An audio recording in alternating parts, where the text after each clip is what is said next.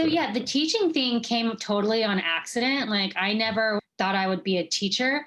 I just thought I'd be like a business person. And what happened is,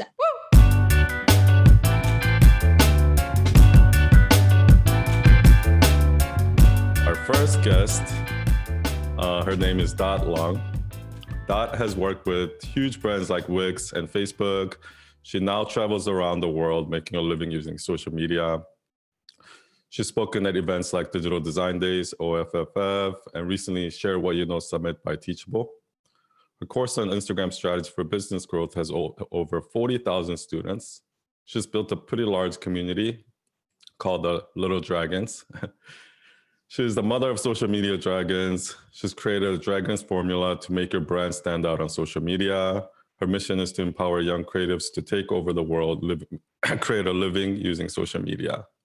You can check out her website at .long, DOTLUNG.com, and her Instagram at .long. And her course is on Domestica. I'll put the link below. Welcome, Dot. hey, son, say thank you so much for having me. I had no idea I had the honor of being the first guest on the Overthinking podcast. So I'm super excited and just ready to chat I'm so with you. excited to have you. Yeah, thank you so much. Do you want to kind of give a quick bio, like your 1 minute story? Yeah. Sure. So my name is Dot Long. Dot is short for Dorothy, and Long means dragon in Mandarin. And I've been, on Facebook for over 15 years, since 2004, like right when we started university. I've always been, super kind of like a computer geek and just into social networking and meeting people online. I've been doing it on Craigslist. I did it, on Friendster, on MySpace. I even started, doing digital marketing on MySpace for a real estate company I was working with. So just have always been incorporating social media into my real life. And now, in 2020, these two paths have really merged, and meaning my real life and my online life. And so it's just cool to see, the social media industry just blossom into what it is today, with nearly 3 billion, nearly 3 billion users on Facebook. I think it's at 2.7 billion. So, probably next year we'll have 3 billion Facebook users. And it's just so exciting. I've been there since the beginning. And anything you guys want to learn about social media from my experience, from my insights, I'm happy to share everything and all of it. Awesome. Thank you. So I want to start off by asking about so you're kind of one of the most authentic person that I've ever met. Oh my God, you're so sweet. Thank you. You are too. I think I connected with you, just personality wise. I call it like hashtag DGAF, which is like, don't give a fuck, just, but we had a conversation about this, right? Like you have to hashtag DGAF, but you DGAF because you actually do care. Like you actually do care about, what you do, and you do care about other people and the quality of your work and the message that you're sending out there. So I think to actually hashtag DGAF, it comes from actually giving a damn. Yeah, exactly. So can you kind of talk about, were you always that way? Let's talk about I want to talk a little bit about your childhood. I know there's like some interesting stories. What do you... Well, I want to ask you about your parents and kind of how you grew up first, because I think parents are like a huge part of how we are, like as adults. They definitely have molded me. They definitely have influenced me for the good and for the bad. My mother she's a single mother, immigrated to America, basically from Taiwan, pregnant with me. Didn't know, I'm pretty sure she didn't know what she was doing, but she just had this, dream to live in America and to build a family in America and build her life and have her children be American born Chinese. And this was her life goal. And she was successful at it. It definitely wasn't easy.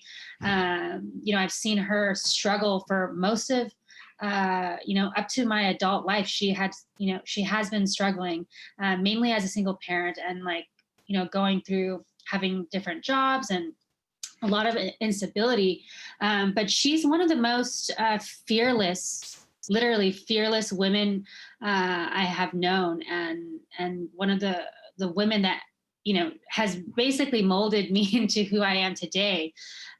So, without my mother, I probably, well, obviously I wouldn't be here, but she really influenced me to be extremely ambitious and to think outside of the box and to just really like degaff what other people think. Because I think when she grew up, and even how, I grew up, we had to follow the traditional path, like to be, a good Asian, a good Asian daughter or a good Asian child. You have to get good grades and you have to, go to Ivy Leagues. And, from a young age, I definitely was not going toward that direction. But I still did all the things, I still got that corporate job after college, and I still did tick off the boxes so that, I could, make my family let's say like not worry about me. Right. Because your parents, they want the best for you. And they move to America so that you can get that secure 9 to 5 job with health benefits and 401k and, all the pension stuff. And that I didn't see myself. I tried it and it just wasn't for me. And I knew I had to figure out how to get out of the corporate lifestyle once and for all. And that was like my main goal, is to figure out. Yeah. So your mom was kind of the typical Asian, like, she was mom, not, or? She wasn't by any means. Like, she was already like out, like she was like, I'm going to go, like, she's a badass. Like, I'm going to go to America. I don't know what I'm going to do for work or definitely not an overthinker. Yeah. No, she didn't. No, definitely not an overthinker. Definitely not. But she's like, taught me to think things through. Like, it's different. Like how she raised me, I feel, was, you should like, Dot, these are the things that you should do, but I'm not going to tell you like, not to do whatever it is you want, but you should, go to college and you should get a corporate job, because those are the things that, you have the opportunity to do in America. And so, but even though you weren't like that kind of the cat, like, the valedictorian, like that typical Asian, like top performer, like, but you still had a little bit of that. Oh, I need to still go this path, get a job, and that. I think it's because I needed to. I think a lot of it has to do with safety, and when you're feeling safe and doing what else is doing, it makes you feel safe and comfortable, right? Mm-hmm. So that you can know that you're on the right track and you're on the right path to your next promotion or to whatever it is that the traditional path has waiting for you.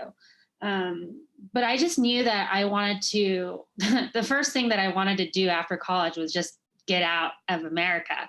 I was just like, I am so done with. Yeah, that was like, I don't know why. I just always wanted to live in Barcelona. I just, I grew up in Southern California. Everything in our neighborhood in Palos Verdes was like, had Spanish names. You grew up in Palos Verdes? Yeah. I grew up in Torrance. Shut up. Yeah. Oh my God. Of course you did. Yeah, I was like a PV girl, like we're practically neighbors. We are. I mean, I felt like, I definitely feel like we could have been friends if we were in high school. Yeah, probably. PV is kind of like a more affluent neighborhood, I feel like. It's like, rich white kids and Asians. So can you talk about like the time you quit your job? So what made you? God. Yeah. Oh God. So I don't think I like actually quit. I was fired. Um, Okay. Basically, it was like the year Obama was elected, and that year we had a huge, there's a global crisis and a recession, and people were getting laid off. And I just started this job. I was like 9 months into this corporate sales position at a medical tech company. That was like literally my goal because like, oh, I want to work in medical tech and pharma so I can like What? make a shit kind of, yeah, like you didn't even know that, right? No one knows. I was just like, oh, I need like a bunch So of were money. you driven by money? I think like that's kind of what I feel like I was taught, right? I was like taught like, oh, money means success. And, Mhm. that like people will respect you if you drive a nice car and you have like a Louis Yeah. Vuitton purse and all that bullshit, Yeah. total bullshit. Especially in the Asian, like, oh my God. I'm Yeah. Korean, and Koreans are like the worst at comparing themselves. Like when you go to like a church, Korean church, it's like literally a place to show off your car, show off how much like money you donated, and like even donating money, they're like competing. Yeah, no, Chinese people are exactly the same. It's always trying to, it's always keeping up with the Jetsons, right? Like Yeah. how much better are you doing than like the other immigrants? Yeah. Or your kids, like yeah. my kids went to Harvard versus like my. That's it. Yeah. That's it. That's for sure. That's like, You're like I don't know. I don't disgrace know if why you it's don't. like that. I don't know why it's like that, but I was just like so over it. I was just like, this is stupid. Like, I don't need another Louis Vuitton bag. But it took me to get outside my comfort zone, which was, always having a new iPhone every year, always, driving a nice car and all of these like luxuries that I had in LA. The minute that I busted my ass to move out to Spain and be an illegal immigrant, an illegal alien. So you quit first, or you got fired first? So I got fired, and I was like, oh my God, what am I going to do with my life? Because I can't tell my family, I can't tell my mom that I got fired from my nice corporate job. I got fired because I actually like wore shorts into like a sales conference, and it was just not appropriate. Oh my God. But I also, the day that I knew that it wasn't going to work out for me was because I had changed my email signature to be like rainbow colored. And like, they're like, no, it has to be in gray and black and white or whatever. And I was just, I'm really into design and really like colors. And I put some personality in my email signature, and it was like a huge no-no. And I just butted heads with them. And yeah, it was just so you weren't happy to begin with. Like you already knew that it wasn't for you. I was like really happy because I was really young. I was like 20, like probably not even 21. And I was like, damn, I got a serious job. Like none of my friends were able to get jobs that year. It was like a really hard competitive year because there was a recession and there were no jobs. So I was just lucky enough to get the job. Literally, it was the job that I wanted.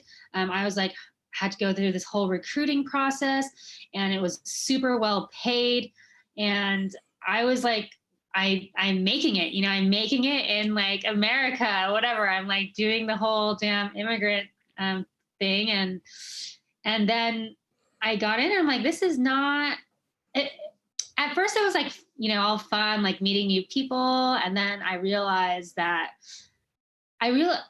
what I saw was that, what was I going to be in 10 years? Like in 10 years, what, like career wise, where am I going? And I saw the people that were senior to me, like that were maybe 10 years, ahead of me. And I was like, holy shit, I do not just want to be living my life making a ton of money for this medical company and then winning a free trip to Hawaii. And that would be like the best shit ever, is to like take my whole family. It's like the highlight of your year. Yeah. Like that's like what they incentivize sales teams with. Like, oh, you'll get a free trip paid to like stay at the Hyatt in like Waikiki or some shit, right? And I was like, holy shit, that's not me. Like that is not what I want to do. And Plus, I can't change the color of my freaking email signature.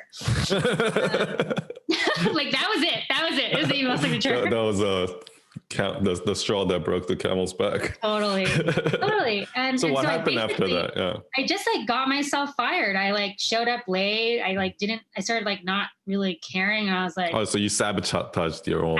I think psychologically, yeah, I did. I just kind of gave up, and I was like, if they still want me around, like I'll take the money, you know. But it wasn't like I didn't see myself. I did want to make like the income that the top sales reps were making, but it wasn't fulfilling. Like I knew it wasn't where I wanted to be, because what I really wanted to do was just travel the world. And while I was still young, like I didn't want to be like old and like 60 and retired to go to like, I'm sorry if that, it's just, that's literally like, and that's what's happening to, some of my relatives and stuff, is that I see like now they're so old and they can't travel, and they're like millionaires, like they're like doing really well. But so what did you do on the day that you got fired, or the day after you got fired? I looked up flights. I looked up just flights. Went for it. Yeah, I was like, let's get the fuck out of here. I just knew that there was nothing, like there's no way I was going to get another job, especially like with the state of my resume. Like, just also you were just traveling just for leisure, like you. No, so I was like, fuck what I'm going to do. I had like this fling, like I think I went to Coachella that year, and then I got myself into this terrible relationship. And then I was Is he from Barcelona? He was not. No. Okay. He was American, but I basically was in a fling. And then after that fling ended, I was like, okay, I'm jumping on a plane to Barcelona, one-way ticket. And I'm just going to figure shit out, because I know that I was not interested in any jobs like in LA. I was just like, LA, I had like done all of LA, I like grew up there. I, lived there for 25 years. I don't need any more of it. I want to go discover and do new things and meet new people and do new projects. And I just wanted to be creative. And so you moved to Barcelona. So yeah, my plan was to somehow make it in Europe. So I went, first moved to France. I flew into Paris because I had an ex-lover that I had met on my like study abroad, like field trip when I was like 18. And when I was 18, that's like when my eyes opened up to wanting to live abroad. Like my whole vision was like, I'm going to be abroad and living in Europe, because it's amazing. And it is. It's definitely, I had the best years of my life. I just moved to Tel Aviv because, I'm off to the next adventure. But Barcelona, I spent 8 years in Barcelona, and those were like the best, honestly, like the best and craziest years of my life. I went from illegal immigrant to, social media agency in having my own video production company, and just becoming the entrepreneur. So you never got another job after that? You just went right into I went into like survival mode, and I was like, how am I going to make money? And just went through, the whole gig after gig until I started building my own clients, doing social media. And I figured out that I'm actually really good at this. And actually I have always been obsessed with it. And so it was. Who was your first, what was your first social media kind of client project? So the first paid social media gig I got was 500 euros a month. And it was my first client in Barcelona. And then that was for the OFF Festival, OFF. Oh, okay, yeah. And this was basically a dream client of mine. I had moved from France to Spain to actually, they had this program called Off Atelier, where they teach you how to create a campaign for the festival. So I did this 9-month program, which is a master's in multimedia production. And after the 9th month program, I still didn't have a job. But I moved to Ibiza with this new guy that I met through the program, and just like, had the best, like one of the best summers in Ibiza. And my deadline was like, okay, well, by October, I need to have a job. Like, I need to be like doing something. I can't just be like partying and like basically paying for my life on credit. Right. I like borrowed $12,000 from American Express to like pay for, my school and expenses.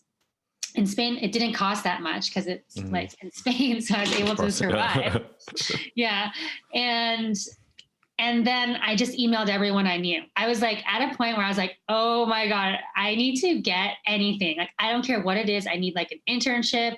I don't even care if I get paid, but I need to get something. So I literally just emailed every contact that I had made in Barcelona that year. And was like, hey, like we met at so-and-so at this event or this class. And I just emailed them like, hey, I'm looking, I really want to stay in Barcelona and I'm looking for an internship or any sort of, gig or job. I'm good at doing marketing, like graphic design. I'm a shitty graphic designer, but I was like trying to make money doing anything.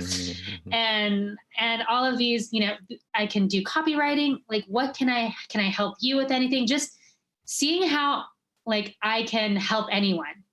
Right. So that's what I did. And then after I sent out all these emails, actually, I got a few interviews, some great introductions. And at the end, one of my teachers was like, hey, you should do our Instagram because we don't have an Instagram yet. And you look like you really know what you're doing. And I was like, oh, wow. And you're going to pay me for this? And so that's how I started. I didn't even know you could get paid to do social media. Because for me, it was always like, I was doing That's it. That's probably around the time when that first kind of started, though. Because I think it was still a new thing back then. Yeah, it was. It was like 2012. There was no such thing as Facebook ads back then. So there was no ad. So I literally grew their account from 0 to 30K on Instagram, all organically. Oh, shit. Okay, like 30K, like in like 9 months, some like crazy amount of time. And so then my name started getting passed around like all over to all these other design festivals and these other businesses. And then I started traveling the world. I literally, from that account, I went to London, I went to Germany, I went to France, I went to Italy, I went to Hong Kong, I literally traveled the world because which was like your dream.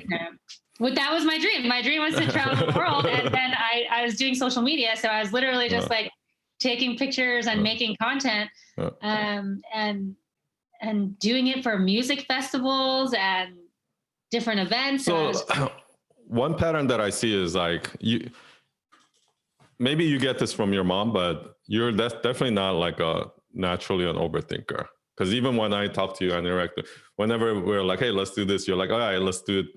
Let's do it right now. Or like, you know what I mean? Like you're definitely like jumping in. Whereas in a lot of people that action taker. I think it's about just taking action and not overthinking. But I think, we can all, if you do start overthinking, you're going to go down this whole rabbit hole of overthinking. And then that's just not good for anyone. Yeah. But if you don't overthink and just jump in first, it actually stops you from thinking about it. And so like, I love what you said about maybe like because you have experience in sales, but you just reached out to everyone in Barcelona that you met. Yeah. And a lot of people are afraid to do that. Yeah. That's literally what changed my life, those emails. It's just a cold, like, I guess it wasn't a cold email. We had like we had met once. Okay. But I just had no fear. I had no fear in like, what's the worst that's going to happen? They're going to say no, or they're going to ignore my email. Oh, well, like I had. Was it also because your back was like pushed against the like wall? Like you had no other choice? Right. I needed to extend my visa. I mean, I was still an illegal immigrant at the time. I didn't know how I was going to stay in Spain. I needed money. I just needed to start somewhere. Like I moved from LA to Barcelona to literally just start over. And I knew that I had to figure it out. I need to make ends meet. And that's what pushed me to, I had nothing to 'Cause lose. if you hadn't done that, you wouldn't have gotten that gig, which would have led you to this other thing, which would have started a chain of events that brought you to where you Ex- are now. Exactly. Yeah. Exactly. So I just wanted to point that out for all the overthinkers out there, because that's basically our biggest pitfall, right? Like at that moment, we would just be overthinking about how I'm going to get out of this, rather than just taking that action of like pulling out your contacts and just emailing it. Like maybe it's a little bit of pride thing, right? Like we don't want to ask for help or whatever. But asking for help is like, for me, once I dropped that ego and started asking for help, that's like the biggest thing that turned everything around for me. Yeah. Yeah. No, it's so important to ask for help when you need it and not let your ego get in the way. Yeah, I think that's a good way to So look I at want to talk about, let's fast forward. So you kind of grew you got some more clients like that, and then eventually you started teaching, and you have this like, yeah. So yeah, the teaching thing came totally on accident. Like I never ever thought I would be a teacher, ever.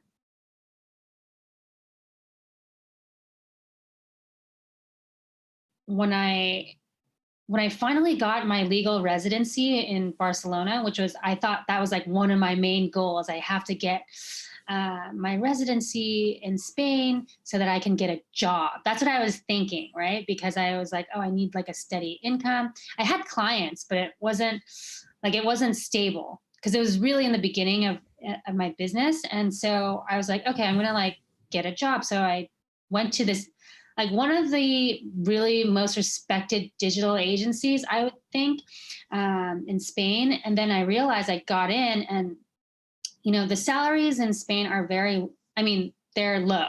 Okay. And I, so, and then I was like leading the entire like social media strategy and doing pretty much everything in terms of like Instagram and Facebook. And then I realized, holy shit, like I'm getting paid this much a month when I can just have one or two clients or just one client, let's be honest, and make the same amount. And I could make more, having multiple clients. So why not just go out on my own? And so that's kind of like when I full on invested in myself and like went full freelance. Well, I always was freelance, but then I went to like, I thought I needed a job. You went back and then you came back out. Yeah, and then I came back out. Yeah, I went in and I came back out. I was like, I'm just not meant to like go into corporate. That's it. That's all. But at that agency, I was given like the opportunity. Did they not let you put rainbow signatures either? They were a creative agency, so they were more lenient. But you still didn't like it. We still had to have like, it was still a corporate vibe. But there, I was offered the opportunity to be a speaker at the University of Barcelona and teach their business students about social media marketing. And basically the owner of the agency that I was working with didn't, was like, oh, you should actually do this because you're doing all of our social media. And I was like, how long ago was that? This was like in 2013, maybe. So 7 years ago. And you've never taught before that? Or was that like your first? No, yeah, I've never really taught before that, except I did start like these meetup groups on meetup.com to meet other people that worked in social media. And so I would give like these mini presentations of like, what's the newest and latest thing that's happening with Facebook and you did that Twitter. Just for fun? Yeah, I did that to like build community around me and to meet new people because I was an expat and I didn't know that many people. And it was like in order to, survive and like make friends, I created. Are you an introvert or extrovert? I think when I was younger, I was definitely introverted, and I've trained myself over time to become extroverted because of necessity and like, So now You I'm can't change it. You can't change it. you can't You're change either it an back. introvert or extrovert. So Yeah, so now I'm extroverted, but I know I was like I always tell people like I was extremely introverted. I was so shy to I couldn't even ask the teacher to go to the bathroom and I'd just pee in the middle of story time because I was so shy. And I was so shy until I that's was like like, oh, overthinking. I was Wait, like, so you're probably naturally an overthinker. I mean, naturally introvert. I am a natural. I was born an introvert for sure. Like I had to like But train. I had to that's what like, I mean. You can't change. It's not uh, something you can change. It's like it's you yeah, know. I would say I'm like introverted, but I have fun being an extrovert. You like creating. Do you enjoy like going to parties and networking Yeah, events and things like sometimes that? I do. I do, but then also I enjoy just being a total recluse and Mm, like hiding out and not mm, talking to anyone and being okay. antisocial. Yeah. But I'm it just sounds an like you've extreme always person.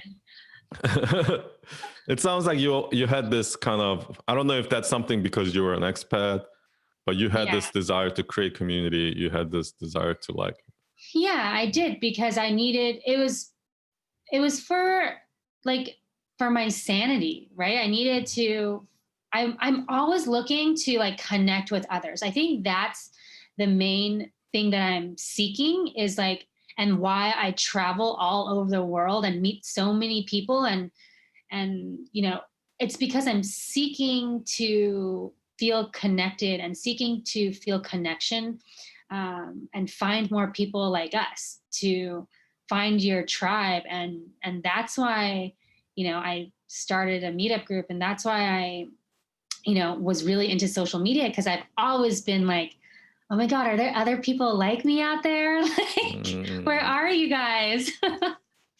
and Meetup was probably kind of new at that time, right? It It was, I wasn't mean, as people were using it.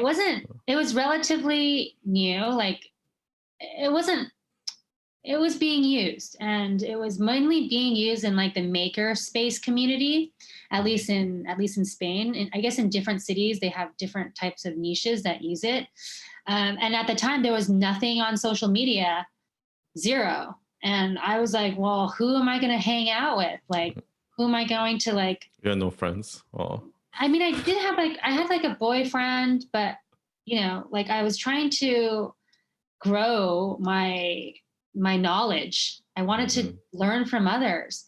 And and I didn't know that many people, but at the end I knew everyone. mm, mm. uh, like over the years I So started meeting people. Yeah. let's go back. So you went to teach at University of Barcelona, you said, or So basically I was offered this opportunity and then I basically prepared a presentation on how brands can do social media marketing. And this is like in 13 or 2000, yeah, 13 or 14.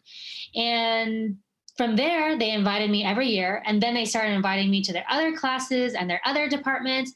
And then I started teaching at other universities like Toulouse Business School, and Geneva Business School, like every business school in is that Barcelona. something that naturally happened, or you like Yeah, pitched it was for it? just, yeah, I was definitely not emailing people like, hey, can I teach at your Mm, school? It's more like, mm. hey, we want you to be part of our digital marketing program or platform. So then I started getting into the education network and apparent honestly at that time I didn't know that I had things to teach. But now looking backward, it's like, holy shit, like none of these schools have a book or Mm-hmm. a program that Mm. teaches this stuff. Like nobody knew anything, right? Yeah. Not nobody knew anything, but So to them, it was probably like, this is so cool. This is so new. And people that were in that room, maybe while you were teaching your first class, were like, oh, this, and then they kind of, it led you to the next. well, the other university was like, oh my God, I want this. We need this in our school. And so I started just going around to all the different universities and teaching social media. And that's kind of what led me to, my creating my own Which is course. another reason why you shouldn't overthink, because that's kind of how my career evolved too, right? Like it's always the things that I was the most unexpected that leads you to like these huge opportunities. Yeah. Yeah. No, exactly. It did lead me to being invited to be one of the first course creators in for the English department on Domestica, and that just that's been a huge what would you say, like a huge check Leap. mark. Yeah, Yeah. a huge check mark or leap on my list of goals, because I've, as a freelancer, I know like all of my competitors have courses and they have programs, and I've just always Mhm. been in, serving corporate clients and serving businesses. So I never had the time to actually build my own course, but they definitely have helped me with the entire production and the the everything. So I just needed to provide the You content. just didn't show up. I just need to show up and talk, for a That few sounds like hours. awesome. Yeah. It sounds Uh, like my dream kind of way to teach. well, that's what professors do at university. That's But true. you do have to do like like a thesis before you get your Mhm. PhD, and then you can, just teach whatever the hell So you want. that's kind of, do you think that Domestica course is what launched you to like the next level in your state career? So I really know that in terms of visibility, yes, because they are running so much advertising for free for me, which they're fully invested in me. They're fully invested in all of their professors, and so it's gotten me in terms of like growth online. It's definitely like opened up more doors, and it's grew my fan base. But I was never like necessarily looking to grow my fan base, because I had so many clients, amazing people that I was working with, when I just had less than 1,000 followers. So to be So honest, followers has nothing to do with, no, I mean, I at think for all. client work, it doesn't really matter at all. Like zero. Like Yeah. they don't care how many followers you Yeah, have, exactly. And they're definitely at not all. following you. Yeah, exactly. Definitely not. Like 100%, they're not following you. But yeah, I think in terms of, my personal growth and my personal brand, yes, it's helped me grow my personal brand. Um, Is that like a into, goal of yours, growing your personal brand? I think, yeah. So I actually launched my personal brand in 3 years ago in 2018. So over 2 years ago. I launched my personal brand in 2018 because I had launched a brand for my agency in 2017. Grew it, like we had a video agency specializing in social media content, Mhm. specifically 360 video, and I had like spent so much of my time and energy to launch my first social media agency, and then I realized that I need to invest, like a better investment was my personal brand, because Yourself, yeah. yeah, because the agency, it's actually, we dissolved it after 2 years in business, because it was just, it's, that's another story about, about entrepreneurship and knowing what kind of business partners to choose. Um, but that's kind of at the same time as that business, I knew that it was going to be closing. I also launched my personal brand, because that's something you're going to take with you for the rest of your life. Yeah. Mm-hmm. Right. And you can open as many businesses as you want. I've done many projects and things. I've opened so many Instagram accounts, you guys, like, and many of them successful, but many of them failed as well. And you can constantly do that. But the one that you can't constantly be creating is you. You have one you, and you should invest in yourself and create a brand for yourself. And that's what I had the cojones or the balls to finally do.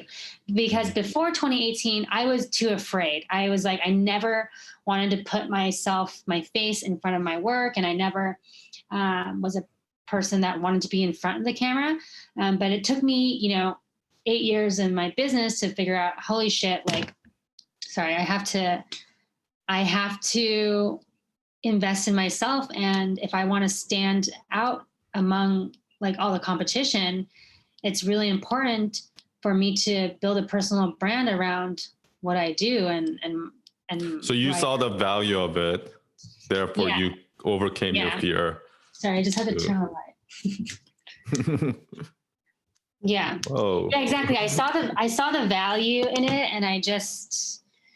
So what happened after, like, what happened right when you kind of you started putting yourself out there? Let's say you started showing up more. How did that feel? Like, was it as scary as you thought? So one um yeah, well, that's a good question. So I think what happened with me, because I think video was like the hardest thing for me, like to I started. Even though you did the course, the course isn't also in video. So that's what helped me. Like after I think I became more comfortable with video and like seeing myself on camera after I did the domestic course. But before the course, I was still like hiding, I wasn't able to just come out with no makeup on and like be in front of the camera like I am now.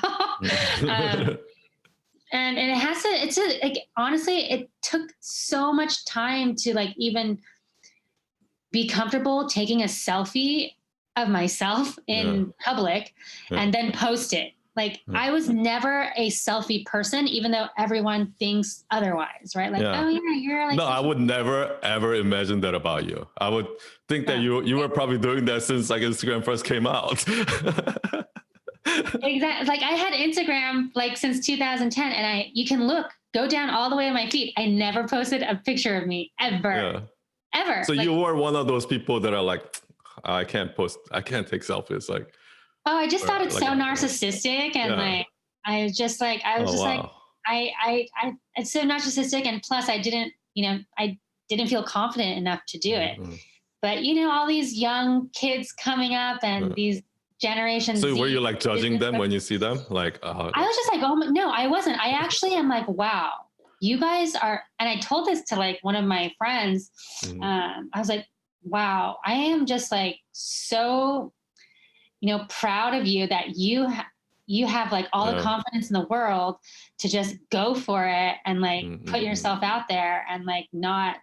So you were kind of you're envying them. You were like, oh, I wish I could do it. Yeah, I think it's more like, I think it was more like envy than like, and like, oh, I would, I wasn't judging them at all, because I'm like, dude, good for you. Like you have freaking balls. Because it's really that inner work, right? It's really me that I wasn't ready. And it took me like 10 years to like freaking post a picture of myself.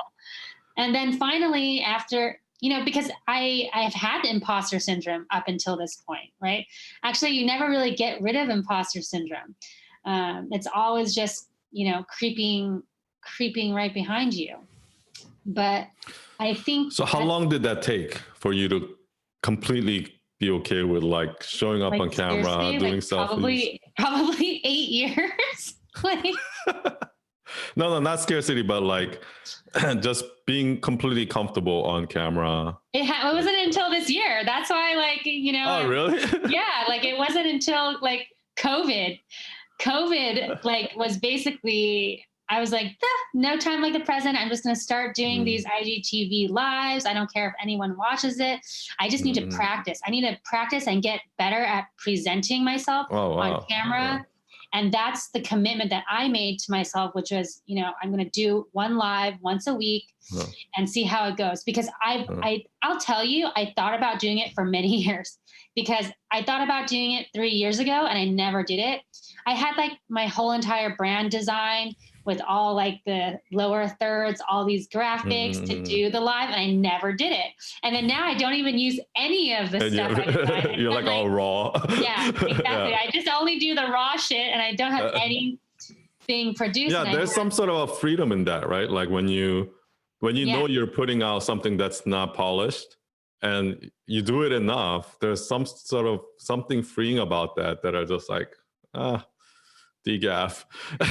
Yeah. And so now it's like been 6-7 months since, the pandemic. And And my friends have said, you have really improved. Like you have Hmm. improved a lot in how you speak and present yourself in front of the camera. And I know I have, because it's all about that confidence. And I lacked so much confidence for my whole life. I have to be honest. Hmm. Like, even though people might perceive that I'm a confident person, it took me so many years to build up that confidence. It took me so many failures to, figure out what the hell I'm doing.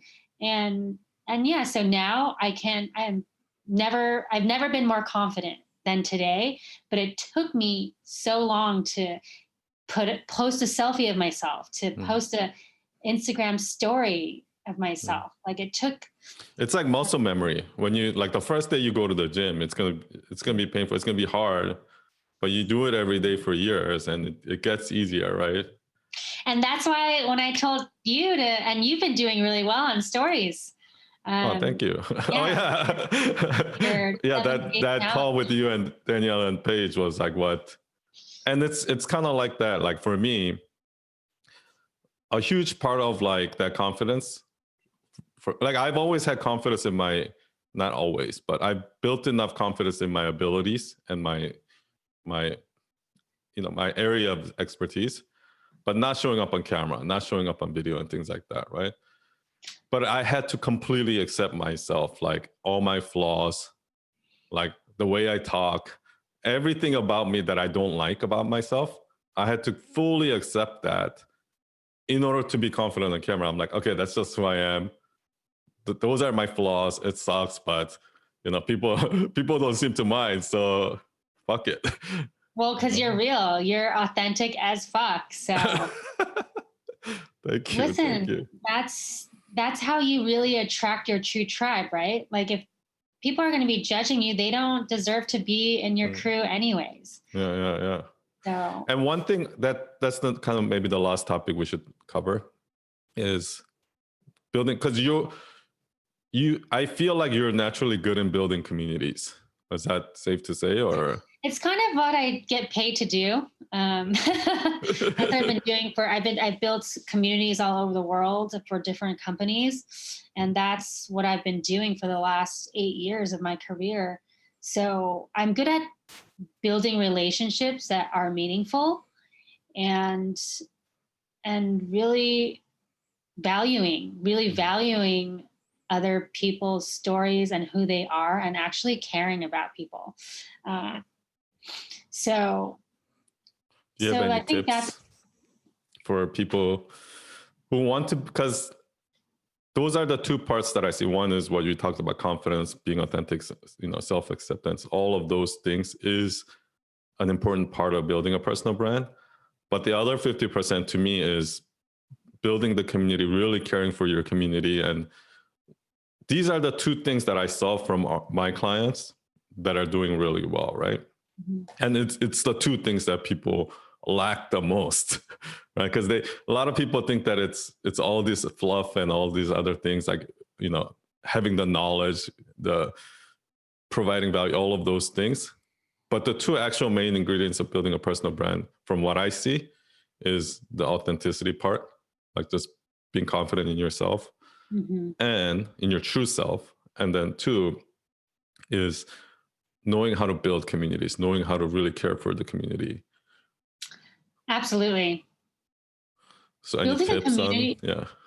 So building a community is literally about serving your people. And if you want to be a community leader and you want to have people support you and be around you, well, you've got to serve them first. Mm. What can you do for your community? How can you deliver value to your community? And yeah, I just you have to think about other people. It's never about you. And I think that's the number one thing that has been like my North Star, to know if I'm doing social media right or wrong, or if I'm doing something right or wrong, is if I Mm. know that it's helping someone else, that I am actually, like, this piece of content or whatever I'm about to do is going to be benefiting someone. Can it literally help them? Is it going to, make their day better? Is it going to make them smile? Is it going to save them time, make them money? What is it that you can personally do as a human being to serve somebody else and serve your community? And that's how, when I first got started, that's literally how I would build a social media strategy, is listing out the different ways that our brand or our company can actually help our people. And it's as simple as that. If we can, as human beings, just help each other and figure out, how, like, we can, like, social, like the economics of how social media works, and the value exchange is basically who can deliver the most value, right? So if you want to have a huge community and you want to have millions of followers, well, you have to, deliver. That's your product. Yeah, The value you bring is your product, basically. For personal brands, I feel like. For personal brands, for sure. That's you. So what? You know what's so funny? Like, most people that I talk to, they do care about other people. They do think, like, one-on-one, they're always like, oh, what can I do for this person? Like, even at work, I feel like people work really hard and things like that because they care about the other person that they're doing it for, right? But for some reason, when it's on mass media or social media, when they're talking to, like, when they're creating content, right? Like, if I was doing something for a client, I would be like, oh, like, how, I really want to make that person happy or something like that. But for some reason, when I'm creating content, like, we think like, oh, like, how is this going to make me look, right? Is this is this going to make me sound cool? Is this going to make me sound smart? Like, we're not necessarily thinking about the other person when we're creating content. You know what I mean? Yeah, totally. Because we're too busy thinking about how it's going to make us look. Yeah. Exactly.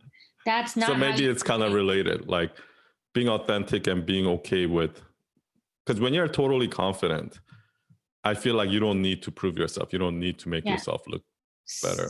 So this is like a case in point. Like, this is like what I was thinking about today, where I used to, you can go down my Instagram feed and see this too, as like when I was like first trying to start my personal brand, and I had to have like everything perfect. Like it had to like have my brand color, and it had to be like the right design. And then it would be a black and white photo, and then my brand design, and like everything's like, perfect. A perfect grid.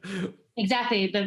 I tried at least to, be pixel perfect, and it's just a sign of insecurity, right? Yeah. And that, the way that I can deliver value is people are gonna hate you for saying that. Yeah, no, but it is like, I know that, and I also know the reason why I didn't put my face in front of the camera and put it on videos, because I was insecure as hell. and designers and artists too. If you are suffering from post paralysis because you're one pixel off, it's insecurity. You like, perfectionism is just another word for insecurity. And I suffer from that, but now I'm just like, DGAF, right? Hashtag DGAF. I'm doing the best I can. I'm being, my social media right now just reflects like authenticity to the T, because I don't even like put covers on my. Yeah, you just IGTV, put like your face that's cut off. Like, I don't even care anymore. I'm just like, oh, well, this one's okay. Like, I don't know. I'm just gonna. I think that's the ultimate confidence. I just like didn't exactly. I just didn't even have time. And I'm like, oh God, like no one's even gonna watch this. It's not. I'm just like, I think the purpose of it, the content is there. So if you want to watch it, watch it. If you don't. But I'm at the point where I'm just like, I don't need to like make a pretty cover for it. Like, who's that for? Like, if you want that's when people are really drawn to you, though. I feel like when you actually start not caring, it's about how you look, about how people perceive you. That's when people are more attracted to you. Yeah. Well, when you're more authentic, right? Yeah. So I still do love. I love like I love making things perfect and having the perfect grid. But I just couldn't keep up with it. Like, because I am not like, I'm like a one person show right now. I'm not running an agency like you. I don't have Mm, people, to help me with graphics and things. I get them done. Like I just get the branding done and then I'm on my own. mhm, And yeah, so I'm at the point like, well, if I want to, when you want to start a personal brand, you're literally a media company. And being a mhm. media company is a 24/7 job. And I actually have, you know, clients and people to serve. So I put myself, unfortunately, for my social media, it's not on the top of my priority list. Um, I but actually you think see there's that. some power in that because for me, when I try to make everything perfect for YouTube, I just couldn't do it, right? Like it wasn't happening. Too much of a expectation of Overthinking, outcome. Yeah. But overthinking, then over. when I got on Instagram, I was like you, right? Like I was like, oh, I'm just doing this for fun. It's, like I didn't care about it. And that actually gave me the power to not overthink. And I think that's the reason why my Instagram grew, but my YouTube didn't grow like back when I first started it, right? Because I was trying to make it perfect here. I was just like, whatever. And that actually gave me Yeah. the power. It's almost like I did it for me. I didn't even do it to There you provide go. content. Yeah, it's for me, It's like for for me to you. practice Exactly. It's being for okay. you. Yeah. Yeah. That's the difference. Like, so it's kind of contradictory what like I'm teaching here, because at first I'm like, well, you have to create content for other people and create content that serves other people.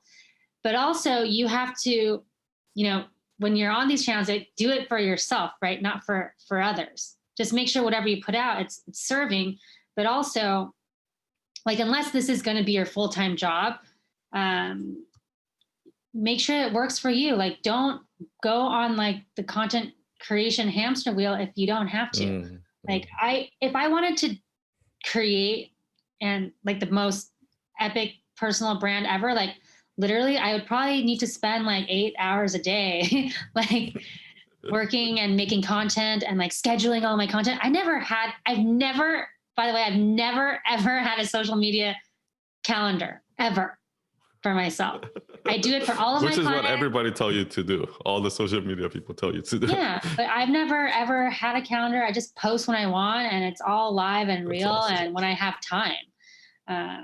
So it depends how you want to manage it. So, and it depends on your personality. But yeah, if you're like me, I try to do I try to do the least work as possible to get the maximum results. So that's why I'm now like the only thing I do on Instagram is just IGTV live, because I can Mm. get a live video. I'm connecting with someone else. I'm getting the live stream, then I can post it on IGTV, and then I get a feed post. That's three things in one piece of Yeah. content. And I just spend an hour a week and that's it. I Yeah. just You're don't have. doing almost all your posts are IG Yeah, live. because I just like have no time to do carousels. And Yeah. I think like when I'm in the mood, I'll do it. And when I'm not, I don't listen. I'm not like monetizing like Yeah. my Instagram. Like I'm not an influencer, right? Yeah. I'm not like trying to make I a think money that's the key. from my Like posts. if you're trying to aim for this huge thing, you're just never gonna get there. But for you, you're just like trying to make a living Yeah, traveling around the world, which is you're already doing. So, and exactly. the side effects of that is actually growing growing your personal brand. It's a side effect. Exactly. Yeah. I wasn't never So, like intentionally trying to like grow it, but then I'm doing this course. I'm creating two more courses, and that advertising is what's growing my oh, you're creating account. 2 more courses. Yes. Amazing course. So that kind of to wrap it up, what are you most excited about right now? What's going on in your life or what's coming up for your personal brand that you're most excited Well, about? the most exciting thing is that right now, Halloween just passed and Thanksgiving Oh, is I saw coming your up. photos. Yeah.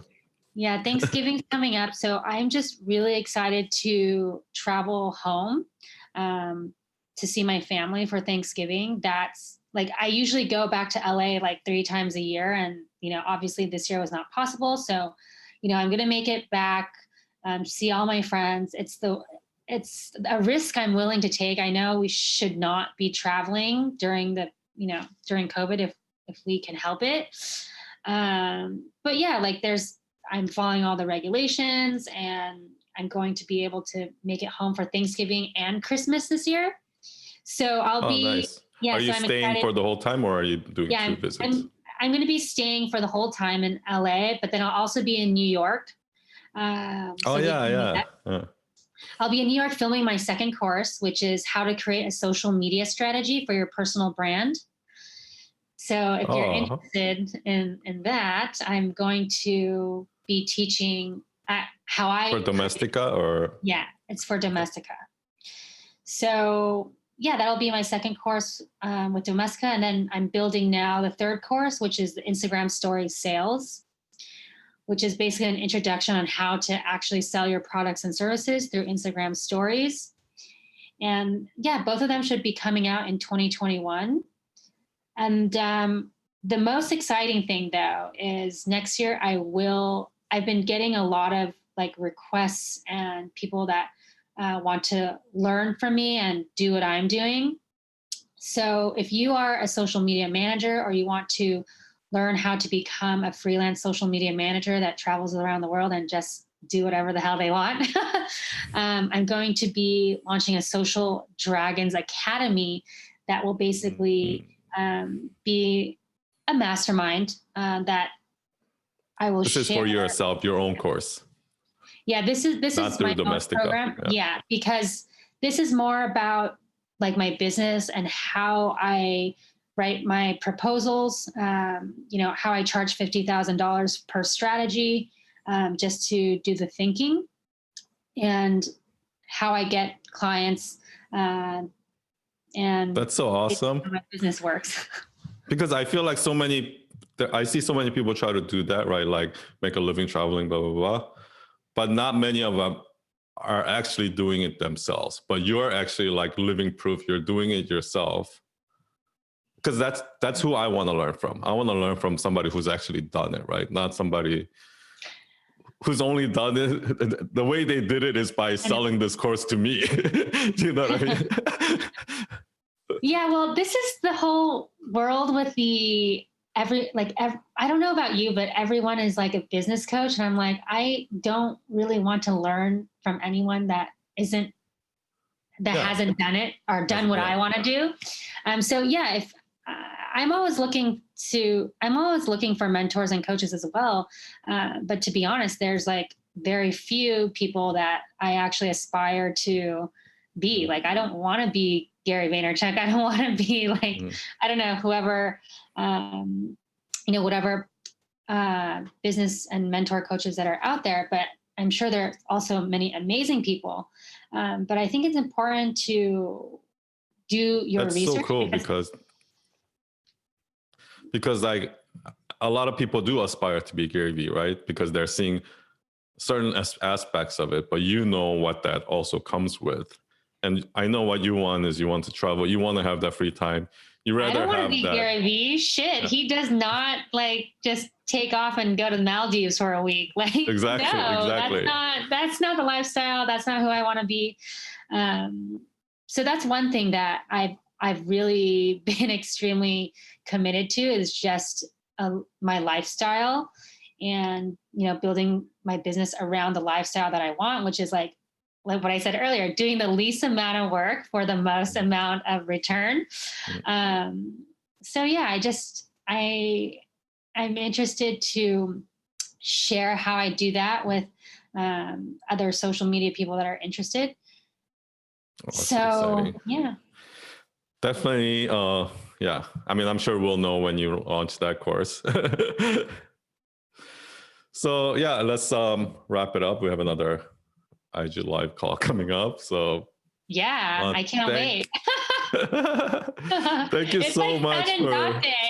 I know, right? So, I mean, it is Sunday. Like, we could just be in Torrance right now. Like Torrance, Palos Verdes is coming together. Are your parents still in Torrance? Yeah, I was actually when you were saying that, I was like, oh, I should probably go to Torrance for Thanksgiving and Christmas because like You should, my because then we parents can are. meet up there too. Yeah, I know. My parents are in Korea, but I have family. My uncles, my grandmother, Right. they're all in Oh, Torrance. nice. Yeah, yeah. So We yeah, probably know a bunch of people in common, I but know. I haven't Yeah. done the research yet.